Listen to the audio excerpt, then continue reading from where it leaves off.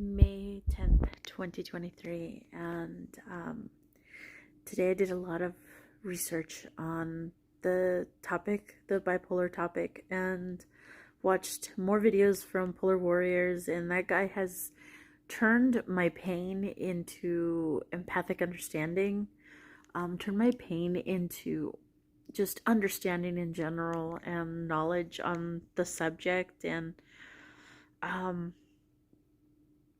it's made me realize something. It's made me realize that in order for somebody to get better from situations like this, rapid cycling bipolar or any of the other ones, they really have to put in a lot of work and a lot of effort and a lot of trial and error. How they have to go through a lot of trial and error in order for them to start seeing positive results. And based on all of that, I mean, my heart goes out to anybody dealing with bipolar. And um, this guy has really cemented the fact that this is a severe, uh, life threatening mental health issue. Severe life threatening mental health issue. And the statistics go that 1 in 5 people with bipolar disorder don't make it. This guy happens to have rapid cycling bipolar as well. So, I mean, the stuff that he talks about is very reminiscent of Joshua. And listening to him and everything he dragged his relationships through, his family through, I can see that Joshua's life has been a giant cycle of following manic episodes, followed by a lot of depression. Today, I found something on social media that indicates to me the narrative that Joshua is telling people, and it upset me, it insulted me, and clearly he's still in manic state. Even though he sends me messages that he loves me, he's still in this manic state, coming up, like this guy from Polar Warrior says, coming up with bogus excuses as to why he ended his relationships, just to justify himself, and he has no accountability. And so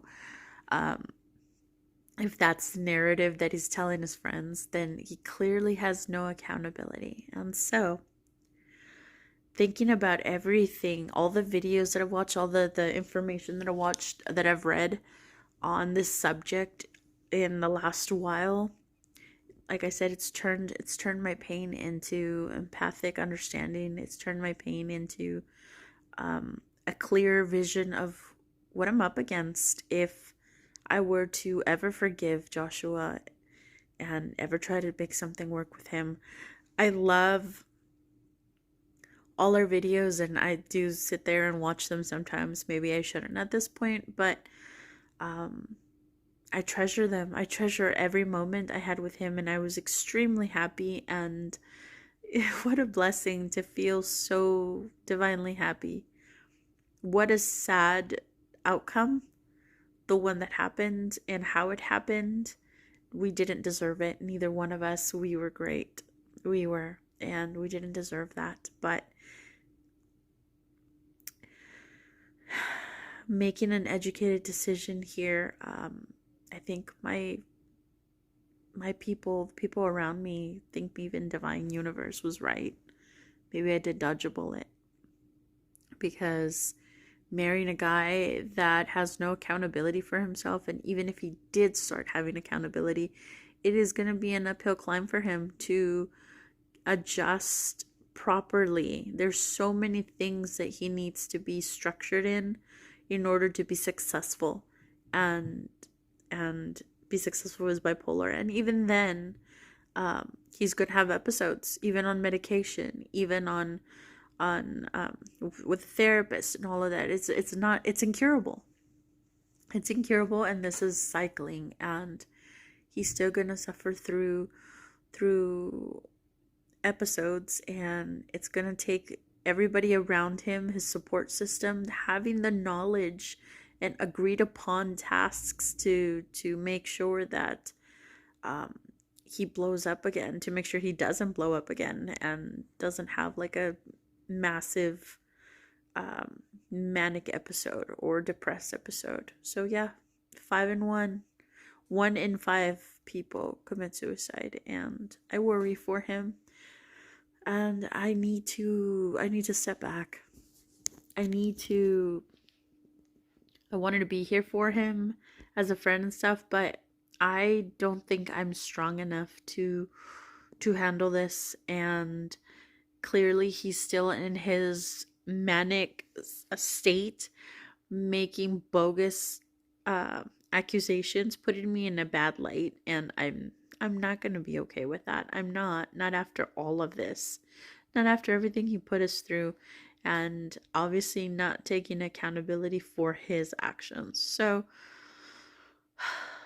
I feel bad for mom. I've been here as her support system. I know that she might not have handled the situation in the most appropriate way, but that's his mom, and they have to work it out and figure it out somehow. That has nothing to do with me. But I have been offering her some support because I know that she's depressed too. I mean, obviously this stuff affects her. That's her son. And I mean, if Kai was someone who ended up like Joshua, I'd be devastated too. So, and it's like the guy from Polar Wars says, um, he's said some pretty awful and done some pretty awful things to his family and his relationships that he would never do to his best friends. So the relationships and the family take the brunt of those episodes. And as much as I care about him, I don't have to be here for this. I did dodge a bullet, sad to say. And I don't think I'm equipped for someone. If he were like gung ho and wanting to like really progress, and maybe he'll get to a point where he is, but he has to hit rock bottom. And right now he's playing the sob victim story, and I'm not having it. I'm not. Um, Everything in our relationship, I went above and beyond, and everything in our relationship was awesome. And for him to be coming up with a bogus story for and making me look bad, that's not a man that loved you. That's a man that right now he's in an altered state. And I don't know if, like I said, if I'm strong enough for that. So I'm completely unplugging myself from this, from his mom, from him. um and I'm backing away. I blocked him just now, and I don't want to read anything else. He's being petty in my direction, and that's unwarranted, completely unwarranted. Come on, Joshua, come on, Jarvie. After just up and abandoning my son and I, hurting the both of us, so you're gonna go ahead and go be petty like that? I mean, I know based on everything I've done, all the research that I've done, I'm not supposed to take all of this to heart. I'm supposed to just, it's hard. It's hard not taking these things to heart because, oh, your altered state, or because you so firmly believe in this right now because you're manic. It's hard. So I think the universe was like, no, honey, you've worked so hard to be in a place where you've done your soul work, you've done your spiritual, you've burned many a times. Your partner should at least be a spiritual man who's in touch with his dark, his shadow side, his light side, and is working towards that stuff. If Joshua at this point is in denial about how severe his situation is and how much he needs help, it's still gonna take a lot of rock bottom for him. It's gonna take a major episode in rock bottom for him to start understanding that he needs to do something about it, or he's gonna die. So I can't be here for any of that. I wanted to be his support system still because I know he doesn't have really many friends and family, but it's clear that he at this time doesn't want me. He's pushed me away, and I don't deserve that. I deserve a man that's fully present. I deserve a man that's spiritual. I deserve a man that's loving and kind and sweet. Just, like I enjoy. But I also deserve a man that's respectful and takes accountability for his actions. I am not going to divulge any of the things that I experienced with Joshua because I do love him and I do respect him still. And I'm going to just attribute those to his manic episodes, to his disorder, so as to not put him in a any kind of light. um this was the man that I chose to marry, so I respect him and I wish him well. And um I'm not gonna talk shit about him because that's not the kind of girl I am. And um we parted in a loving way, and I'm gonna leave it at that. But I don't have to be here for any of the things that he's portraying me or our relationship as just to justify his bogus behavior. That's unacceptable to me. And I release him with love because I know it quite possibly is his bipolar manic episode still manifesting. But I don't have to be here for that. So I've made the conscious choice and I'm proud of myself based on all this research, based on where he's at, based on what I saw tonight. I've made the conscious choice to walk away and walk away for good. I don't trust him. Unfortunately, it would take so much work on his part to gain me back. If he, like, say, came to his senses suddenly and realized who he lost and bullshit he put me through and Kai through, and this bullshit that he's saying about me. And it would take him getting on medication, it would take him going to therapy, it would take us going to couples counseling before I ever saw myself with him again, him approaching me again, us ever being in a relationship in the same place together again. It would take all of that. So that's enormous amount of effort. Just the medication alone, that's going to take him a while to, if he decides to go that route, if he decides to start charting, if he decides to take care of himself. He would have to take care of himself physically too, because you know what? I can't be uh on a healthy physical and mental and emotional and spiritual journey with a man who's not going to do the same. I can't do that. Just the fact that Joshua was here and um, going through his cycling, going through his manic and stuff, I let my house go unattended and it got really messy and chaotic. And I felt like, because I'm an empath and I absorb things, I need to block things more often. I absorb my partner's moods, I absorb my partner's energies and stuff. And the minute he left, I started cleaning this house and I didn't stop until now. It's spotless. It's just perfect again. And I have a toddler and I can say that it's nice and clean and cozy, but I couldn't do those things. I couldn't feel like I could catch up because the energies, he was overwhelming. He was always like right here. And I enjoyed him so much and I love every second of it because, well, it was short lived.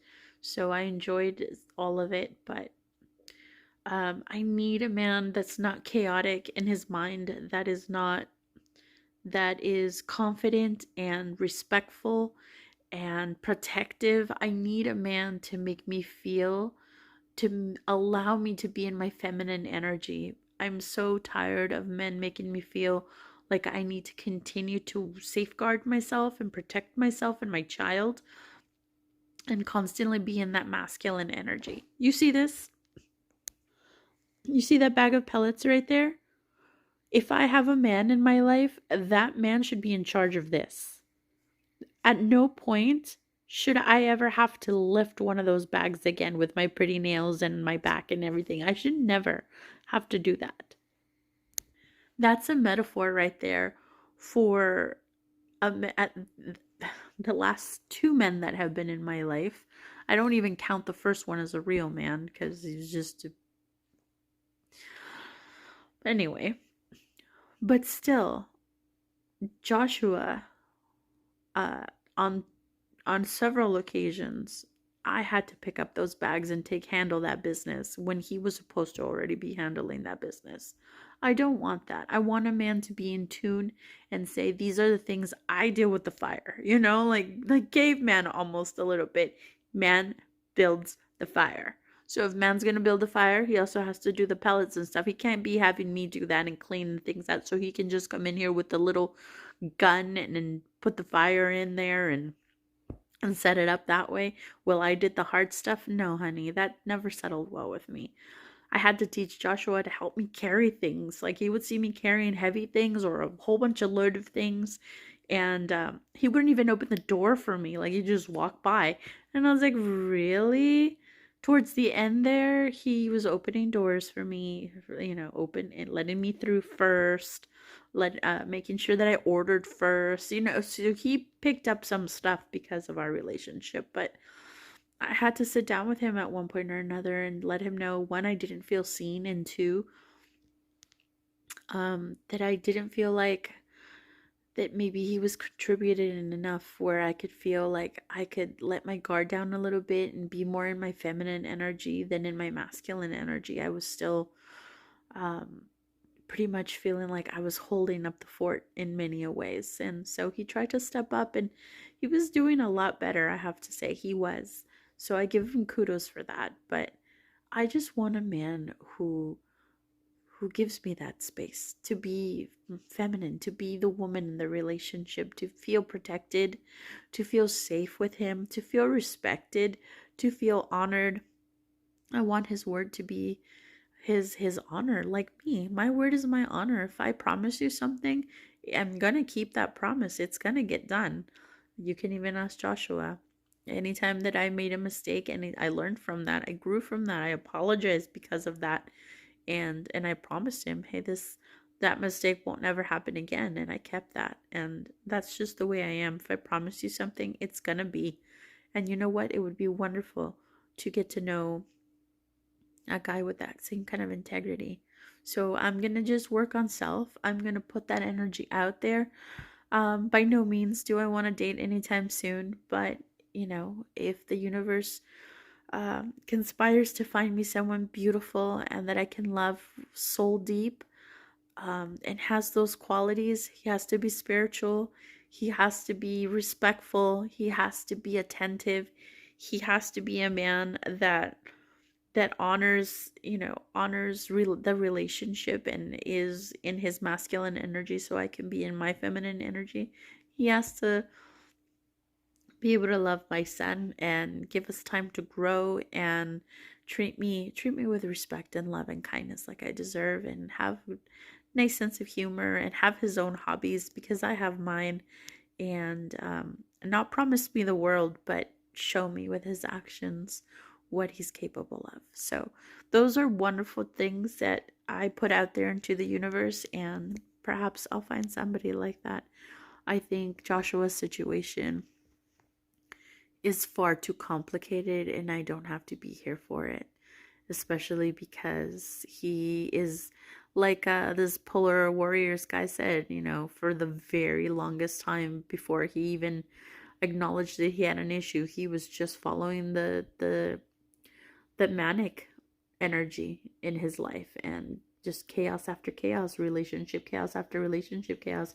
He feels shame and guilt now, for all the relationships he hurt, all the women he hurt in his life that he just up and abandoned. He did that a few times apparently. He just up and abandoned, like kept breaking up with relationships and up and abandoning people and moving on, and like right away moving on to somebody else. And it's interesting because apparently, according to sources close to him, he's done this a lot. And yeah, Joshua himself has told me that he's the one who's broken up with relationships. And I remember thinking, looking at him like, who are you to do that? Like, seriously, like, why do you feel like you have the upper hand to break up a relationship with somebody? Like, have you looked at yourself in the mirror lately? Like, don't really have much going for you, and if a woman cares about you, like, who are you to break her heart? These are the things that I would think about.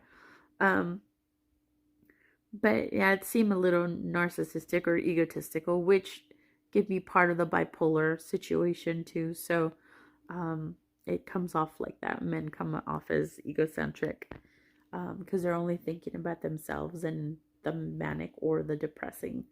So anyway, just I don't know. And that never settled well with me. And hey, now I'm just another one of the exes that he broke up with. And now he can say whatever narrative he wants to say, but that doesn't make it real and it doesn't make it true. And I will try to be the better person here to not be hurt and offended by it, especially because of all the beautifulness our relationship had and those things that he's blowing out of proportion were workable, and they had been worked on already. So for him to bring anything up and then blow it out of proportion, just he's obviously not talking about the whole picture, because that wouldn't make him look bad too. Um, uh, I don't want to say anything else there because, like I said, there's no need to bring out anything of his. I'm not that kind of person, and I do love him and I do respect him. So I'm just gonna let that go. Yeah, and wish him well. This time that we've been apart has helped me start to detach from him emotionally, and I care about him and everything, but I don't have to be here for this. And I keep saying it because I need to remind myself I don't have to be here for any of his mania. I can move on and do me, and then maybe in the future find somebody wonderful that doesn't have a mental health disorder and isn't in denial and isn't just going to continue on a downward spiral, just following the manic, because that's all he's doing. Interesting enough, as I meditated today, I saw him in my meditations when I went deeper into my meditations, but I saw him hanging out with this chick. I saw him hanging out with a female. So it kind of tells me, and my intuition's never wrong, it kind of tells me that he's already talking to some other chick. And like the polar guy mentioned, that he would just leave one relationship, abandon it, go to another city, and then start, dating some other person, like almost right off the bat, and do the same thing and do the same thing. Like he was just a mess when it came to his relationships like that. So Joshua isn't somebody who can just function all by himself. He needs to have somebody in order to feel okay, in order to have that manic cycling continuously feeding him. So for bipolar people with his situation, any new situation is going to bring him some kind of manic, is going to bring him some kind of like that dopamine rush, So him talking to somebody new, moving to a new place, moving back to Portland, moving to a new apartment, all of that stuff it has him in a high. And even though he's in a state right now, he's also in a high with all the new stuff. So I saw that in my meditation. I thought, I wouldn't put it past him that he's already talking to somebody else. And well, whatever. He's not my partner anymore, and he made that very clear. And as traumatic as that was the best part for me. It was the best thing for me. Joshua and I would only be able to make things work if he made a lot of drastic changes in the right direction. And in the end, I don't think he will. And in the end, it's his bad because he misses out on a wonderful relationship with a wonderful woman and a wonderful little boy. And that's his bad. That's all. So I retired this chapter in my life, and it was so beautiful, and it was so exciting, and it is what it is. It wasn't meant to be. But thank you for the beautiful things that you left me with. Thank you for the beautiful memories. And the happiest I've ever been. Thank you for all the laughter. Thank you for all the love. Thank you for all the adventures. Thank you for all the warmth and all the shared time together. Everything was so beautiful. It really was. And I loved you in a way that I haven't loved somebody in so long. And that was so refreshing. You brought so much joy into my life, so much happiness, and you brought me hope that it's possible to love somebody to that extent again. So thank you so much. You've made my son so happy, and he was elated, and he called you Papa and he called you Daddy, and it breaks my heart that he doesn't get to do that anymore, and he feels it. He misses you, but he had that opportunity, and while it lasted, it was beautiful, and I will protect his heart for him to never have to experience loss like that again. I will protect his heart, and moving forward, I grew from this. Now I know what bipolar is like, and what I maybe know more than you, because I don't think you've done your research much, especially not in the last decade or so.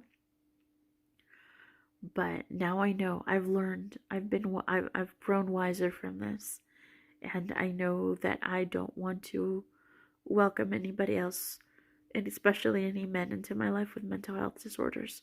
No, I'm not willing to put up with that. I've fought long and hard, and have done a lot of my personal growth and healing in order to allow that to be my reality. And so I take these lessons, and I take the blessings, and thank you for my beautiful ring. I will always treasure it. I know that I will always be a part of your heart, like you say. I believe that because you have a very sweet way of loving people and keeping them in your heart. And you'll always be a part of mine. And I'll always have your ring that says, my heart, my love. Thank you for this giant TV you left me. I have way too many TVs in this house, and I hardly ever use them. So, yeah. Thank you for your piece of furniture, your custom piece of furniture you left me. It is awesome, and it's huge. But I'll keep it.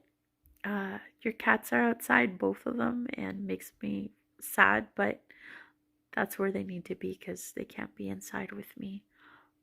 Maybe in the future I'll let Jackie back in because she's more close to humans than Jillian is. Yes, I changed her name. Jackie and Jillian. It makes sense. Anyways, thank you for coming into our lives and making it special, giving me life again. And I wish you well, Jarvie. I wish you well, Joshua. I wish you the best, and I hope that you get all the love and support that you need to get yourself better, not just to butter you up, not just to have a good time, but to get yourself better. I hope that when you decide to pursue getting better and you start seeing things clearer, that it's not because you hit rock bottom or you're in a hospital somewhere. I wish you the best, babe. Don't be that 1 in 5 statistic. Don't do that. You pinky promised me, and that is something that you should keep regardless. This is Captain of the SS Rogue. Because I'm the true captain of that SS Rogue. Signing off. Goodbye, my love.